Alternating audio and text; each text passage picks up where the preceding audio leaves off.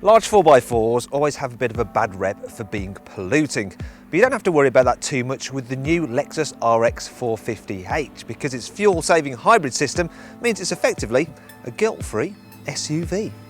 However, green technology alone isn't going to be enough to convince everyone, and that's why Lexus has given the RX a new, more striking face to boost its appeal among fashion-conscious car buyers.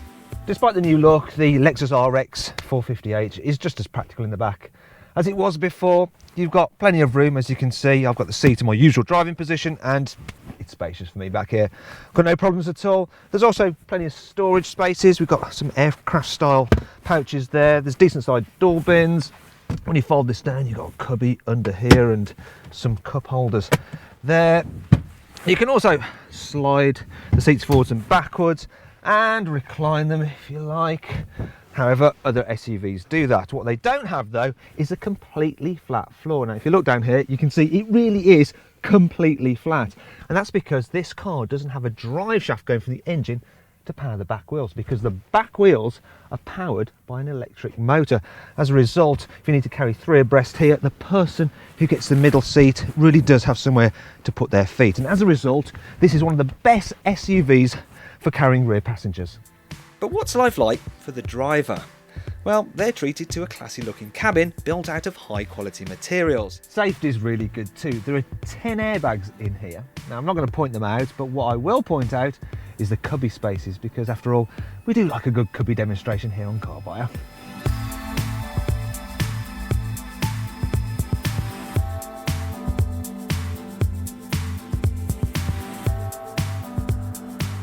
The driving position in Japanese cars tends to be perfect for us British drivers because, just like us, the Japanese drive on the left-hand side of the road. And in particular, the seating position in Lexuses is always good because their seats are just so comfy. You can go miles in this RX and you will not get a hint of backache. You won't get any earache either because the car is fitted with some very thick windows, and so it's always nice and quiet inside. Obviously, the RX 450h's unique selling point is, of course, its hybrid powertrain. Now, this car actually has two motors. It's got one in the back, which provides drive to the rear wheels for added traction, and there's one mated to the 3.5 litre V6 petrol engine at the front. Now, the car actually can run on electric power alone for up to a mile at town speeds, but when you run out of battery or you need some added performance, then that 3.5 litre V6 kicks in. As a result, this big SUV can do 0 to 62 miles an hour in just 7.8 seconds, yet Lexus says that it will return on average almost 45 miles per gallon, while emissions are not any worse than some family hatchbacks. The biggest problem with the RX 450h though is the ride quality, because it's nowhere near as good as you'd expect for an off-roader.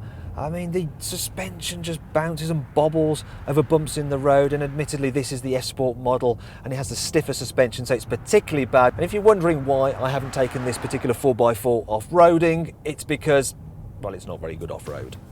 Another problem with the RX is its boot. The sloping tailgate means that it's not only smaller than a BMW X5's boot, but it's even smaller than a BMW X3's boot. And while the seats do fold down, they don't lie completely flat like they do in the more cavernous Mercedes M-Class. Finally, there's the price, because the RX 450h is rather expensive and the entry-level model doesn't even come with sat-nav as standard, which is a little bit mean. That said, this Lexus will hold its value welcome resale time, plus it's surprisingly cheap to tax and to run for a large SUV.